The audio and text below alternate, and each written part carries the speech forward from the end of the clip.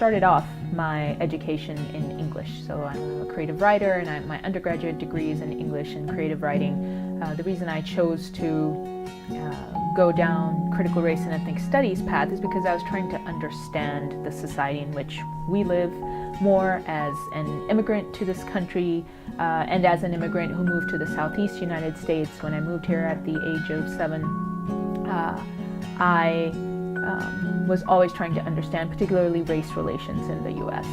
And so after kind of a lifetime of trying to think through what people meant when they identified with a racial ethnic identity.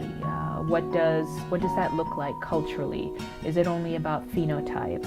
What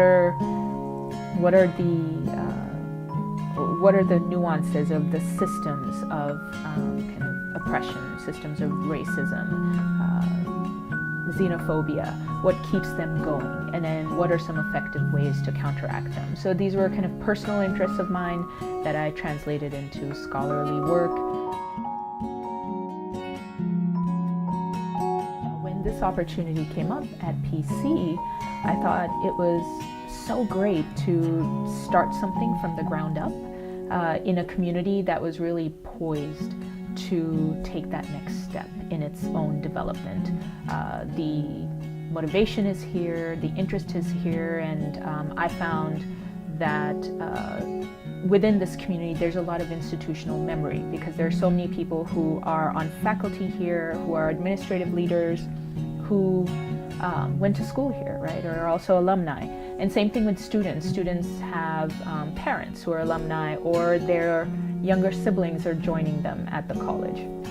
So I felt like on the community level, there's such strength and such potential, and then starting something new with that community, in partnership with the community, was very appealing to me.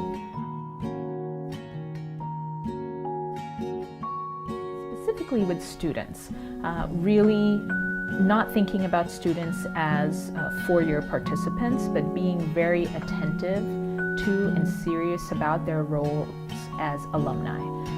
And rather than seeing it as a, kind of post-secondary kind of 12 through 16 block of someone's life, really seeing how far we can extend that.